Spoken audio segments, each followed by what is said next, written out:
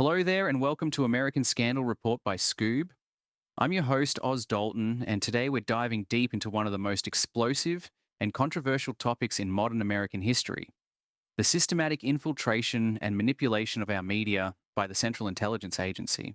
What if I told you that the news you read, the movies you watch, and even the social media posts you scroll through have all been carefully crafted and influenced by intelligence operatives? What if the very foundation of our free press has been compromised for over 7 decades? Today, we're pulling back the curtain on Operation Mockingbird, exploring how the CIA weaponized journalism and uncovering a web of manipulation that stretches from newsrooms to Hollywood studios, from Cold War propaganda to climate change narratives, and from traditional media to the social media age. Buckle up, because this journey will fundamentally change how you view the information landscape around you. Picture this. It's 1953, and while Senator Joseph McCarthy is making headlines with his dramatic accusations of communist infiltration, a far more sophisticated and dangerous operation is quietly taking shape in the shadows. Under CIA Director Allen Dulles, something called Operation Mockingbird begins to spread its wings across American journalism like a virus infecting the very bloodstream of our democracy. By 1953, the CIA had strategically infiltrated approximately 25 newspapers and wire services. But here's where it gets truly staggering. They had recruited around 400 journalists who were sympathetic to their cause. 400! That's not just a few bad apples. That's an entire orchard deliberately poisoned at its roots. This wasn't some conspiracy theory cooked up by paranoid bloggers. No, this bombshell was dropped by Carl Bernstein. Yes, the same Bernstein who helped bring down Nixon, in a meticulously researched 1977 article for Rolling Stone magazine. Bernstein revealed that these journalist operatives existed on a spectrum of collaboration that would make your head spin. On one end, you had journalists with tacit relationships. Their associations were subtle, informal, almost like a gentleman's agreement to occasionally look the other way or emphasize certain angles. But on the other end of this spectrum, you had journalists with explicit relationships, openly cooperating and accommodating CIA needs like intelligence assets, masquerading as truth tellers. And what exactly were these journalistic double agents doing? The scope is breathtaking. Some gathered intelligence themselves, essentially becoming spies with press credentials. Others acted as intermediaries with actual spies stationed in communist territories. Imagine a foreign correspondent secretly passing messages between CIA operatives while filing their morning news reports. In the most egregious cases, reporters literally handed over their notebooks to CIA handlers. Think about that for a moment. The sacred tools of journalism, the private observations and sources that should be protected at all costs, casually passed along to intelligence operatives. Even newspaper editors shared personnel with the agency, creating a revolving door between the CIA and America's newsrooms. Here's what makes this even more disturbing. Among these compromised journalists were Pulitzer Prize winners and esteemed reporters. These weren't desperate freelancers looking for a quick paycheck. These were the cream of American journalism's crop. People who saw themselves as unofficial ambassadors for the United States, convinced they were serving a noble national purpose. But the majority weren't these distinguished figures. Most were foreign correspondents, whose careers mysteriously flourished thanks to their CIA connections, freelance journalists, and stringers who found the espionage world intoxicating, and a small but significant group of full-time CIA operatives masquerading as reporters abroad. And here's the kicker that should terrify every American who believes in press freedom. In many situations, the management of leading American news organizations, the publishers, the editors-in-chief, the corporate boards, they knew. They consented. They actively facilitated their journalists performing tasks for the CIA as documented in the agency's own records. The true scope of this operation didn't fully emerge until the mid-1970s, and when it did, it shook American democracy to its core. Former CIA officer John Stockwell, in a rare moment of conscience, warned that the extent of this operation surpassed one's wildest imagination. And Stockwell wasn't prone to hyperbole. He was a career intelligence officer who had seen the machine from the inside. According to Stockwell, the agency didn't just recruit journalists. They established student organizations specifically designed to identify and engage radical students before they could become threats. They recruited thousands of university professors, turning America's halls of higher learning into ideological battlegrounds. And those prominent journalists in the US, many of them were actively propagating CIA stories and biases internationally, essentially weaponizing American journalism against the rest of the world. Then came January 1975, and with it, Senator Frank Church's crusade for accountability. The Church Committee investigation was like turning on a light in a room full of cockroaches. Suddenly, all the hidden activities came scurrying into view. When they finished their work in April 1976, what they found was nothing short of a shadow government operating through American media. The CIA had contracts, actual documented contracts, with over 3,000 individuals. This wasn't just journalists. This was an entire ecosystem of manipulation, including TV and radio executives, newspaper editors, and book publishers. Through this vast network, the agency controlled and disseminated propaganda with industrial efficiency. When congressional investigators dragged CIA officials before televised hearings, something unprecedented happened. Under oath, with the American people watching, the CIA admitted to the existence of a comprehensive global network used for swaying public opinion through state-supported propaganda. By 1978, the financial scope of this operation became clear. The cost of disseminating disinformation worldwide was costing American taxpayers an estimated $265 million per year. And that's in 1978 dollars. Adjusted for inflation, we're talking about over $1 billion annually being spent to manipulate information, both foreign and domestic. But here's what makes this story particularly chilling. The CIA claimed these practices ended after their exposure in the 1970s. They promised reform, transparency, a new era of accountability. Yet in 2014, German journalist Udo Ulfkotter dropped a bombshell that shattered these assurances. Ulfkotter, tired of living a lie, publicly revealed that he had spent years publishing articles under his name that were actually written by CIA agents. This wasn't ancient history, this was contemporary journalism. He was so disgusted by his role in this deception that he wrote an entire book about it, titled Gekaufte Journalisten, Bought Journalists, with an English version called Journalists for Hire, How the CIA Buys the News. Ulfkotter's revelation proves that Operation Mockingbird didn't end in the 1970s. It evolved, adapted, became more sophisticated, and harder to detect. Now let's talk about what I call the responsible media. And yes, those air quotes are intentional. In the United States, there's a crucial distinction between general media and what the establishment considers responsible journalism. This includes the heavy hitters, the New York Times, the Washington Post, and the major television networks. These outlets have a special relationship with the CIA, one that's both symbiotic and deeply troubling. They protect the agency because, frankly, the CIA is one of their most valuable sources of information. It's a devil's bargain that compromises the very independence journalism is supposed to represent. Take this example that perfectly illustrates the absurdity. R.W. Apple from the Times once portrayed Dick Helms as a hero for supposedly resisting attempts to limit the Watergate investigation. Helms, mind you, was later convicted and fined for misleading Congress. So here we have a respectable journalist painting a convicted liar as a principled defender of truth. Now, I want to be fair here. We can't paint with too broad a brush. The New York Times' Tim Weiner has produced excellent hard-hitting coverage of CIA excesses in places like Guatemala.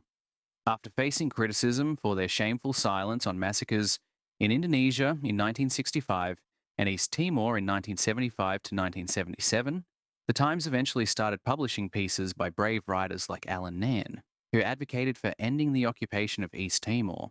The Times has even occasionally fulfilled its watchdog role regarding the CIA's involvement in protecting major drug traffickers. So they're capable of real journalism when they choose to be, but when it comes to certain sacred cows, particularly the assassination of John F. Kennedy, these responsible outlets transform into something resembling state media. For 3 decades, the New York Times has consistently defended the Warren Report's findings with an almost religious fervor. The media's reaction to challenging books perfectly illustrates this bias. When a serious work like Deep Politics was published, independent outlets praised it. The San Francisco Chronicle called it the most challenging book of the year. The Toronto Star said it may well be the most thoughtful and serious minded of the 2,500 titles on the subject. But the responsible media? The New York Times dismissed it as stunningly opaque. The Washington Post described its prose as strangely detached. These weren't literary critiques. They were character assassinations designed to prevent serious engagement with challenging ideas. The Times has shown what can only be described as blind allegiance to the belief that Lee Harvey Oswald acted alone in Kennedy's assassination.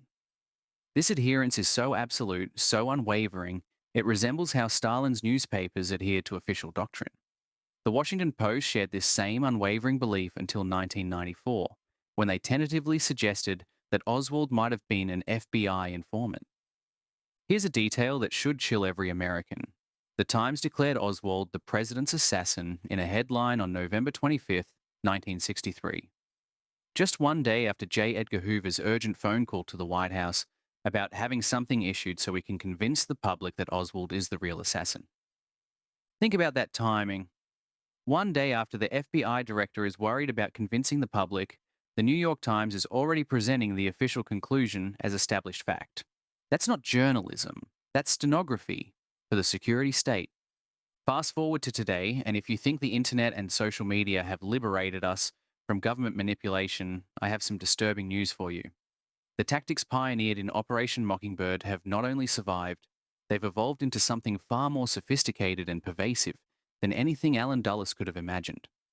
While many Americans perceive our press as independent and free, especially compared to overtly state-controlled networks in other countries, the reality is that government influence has simply become more subtle and therefore more dangerous. During Barack Obama's presidency, a Harvard law professor named Cass Sunstein was appointed to a high-ranking position with a very specific and chilling mandate. Use fake social media accounts to challenge and discredit stories perceived as damaging to governmental interests. Let that sink in for a moment. The United States government was officially employing people to create false identities on social media platforms to manipulate public opinion and attack inconvenient truths. This wasn't some rogue operation. This was official policy. Then came Edward Snowden's revelations, which exposed that the NSA was engaged in these activities on an industrial scale. They employed armies of trolls to harass and defame individuals online who threatened the government's carefully managed narrative. But it gets worse. The NSA didn't just manage fake online personas.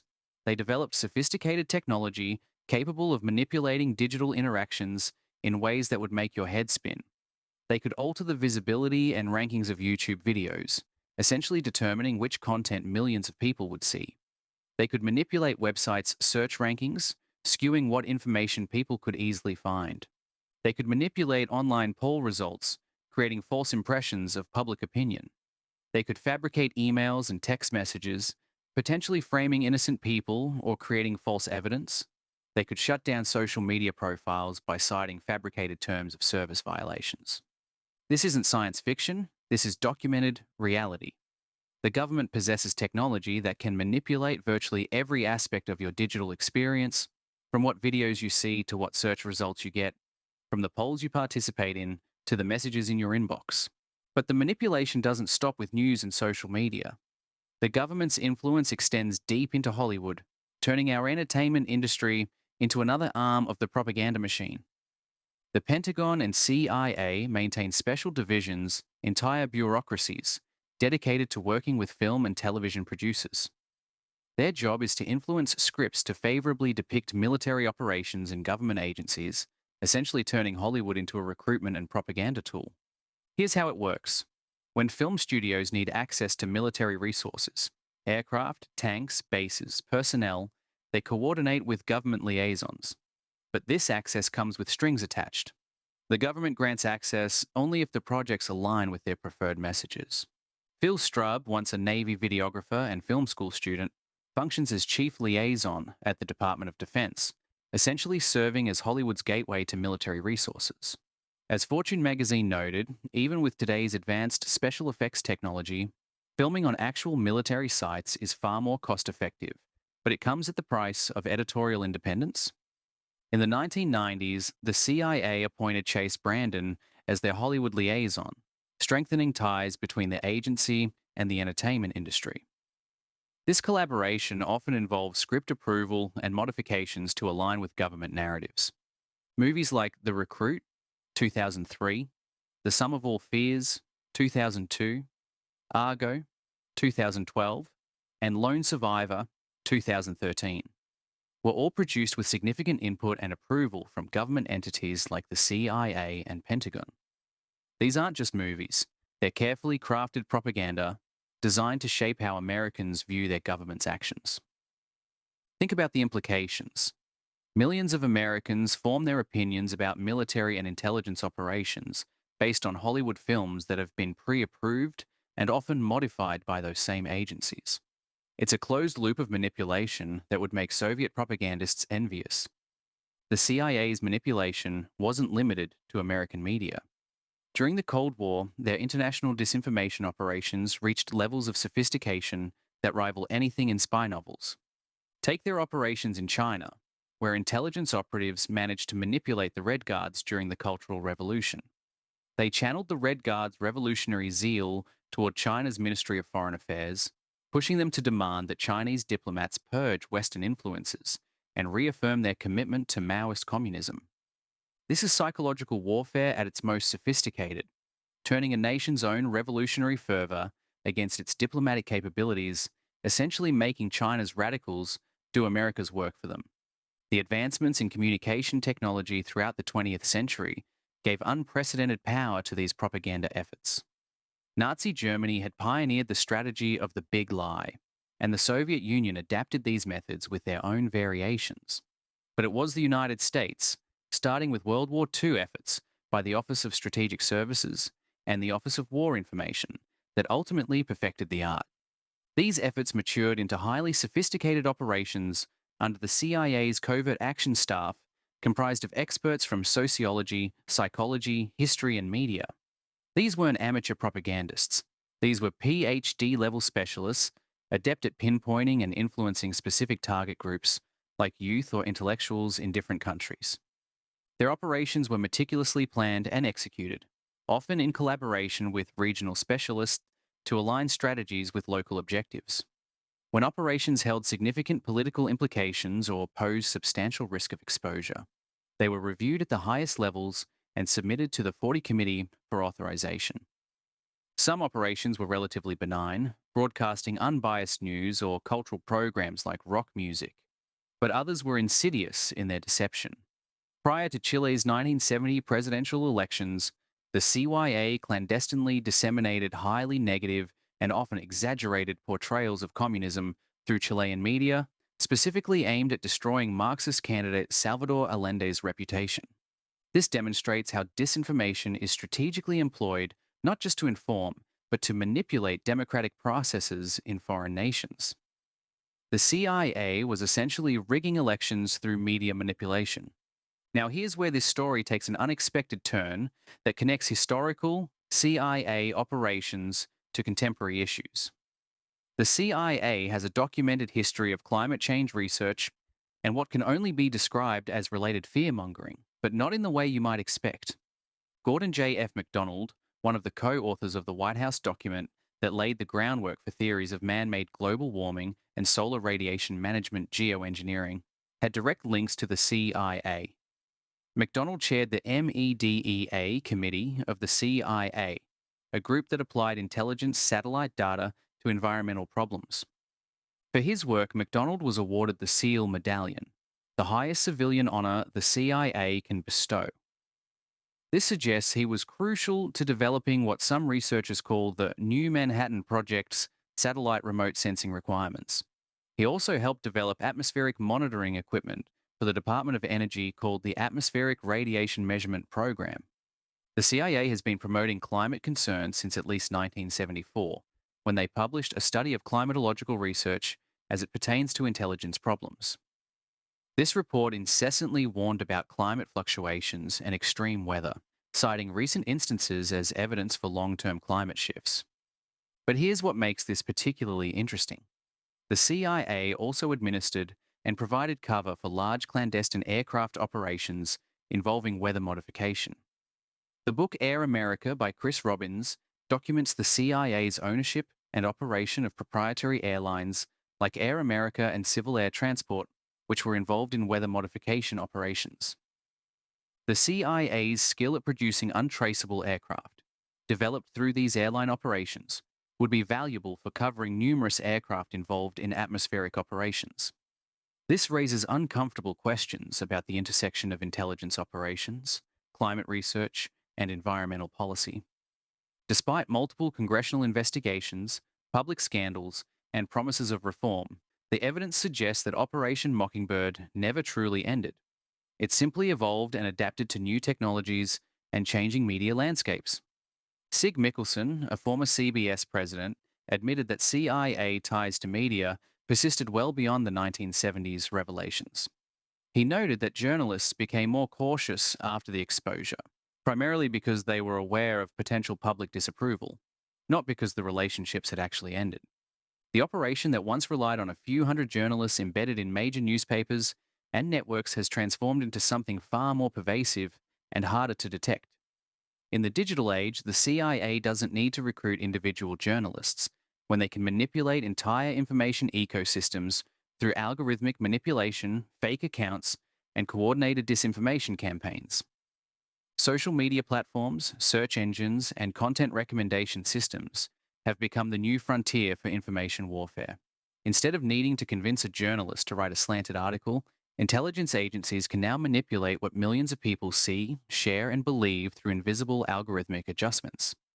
The collaboration between government agencies and tech companies has created unprecedented surveillance and manipulation capabilities. When the government can monitor every click, every share, every comment, and every search query, they possess a real-time map of public opinion that would have been inconceivable to previous generations of propagandists. And unlike the old Operation Mockingbird, which required human agents and therefore carried risks of exposure and conscience, algorithmic manipulation operates in the shadows, leaving no whistleblowers because there are no human operators who fully understand the system they're operating. If the CIA could shape American media for decades while preserving the illusion of a free press, what makes you think they ever stopped? Operation Mockingbird wasn't a glitch. It was the blueprint. From covert journalist recruitment to algorithmic influence, the methods have changed, but the mission remains. Control the narrative, control the mind. The real question isn't if you're being influenced, it's how deeply. What if the biggest threat to truth isn't censorship, but the illusion of choice? There's far more to uncover, from digital psyops to propaganda hiding in plain sight. Download the Skoob app now to dive deeper into the secret architecture of modern media and discover the stories they don't want you to question. Thank you so much for tuning in with American Scandal Report by Skoob. Remember to question everything, trust but verify, and never forget that in the information age, your mind is the ultimate battlefield.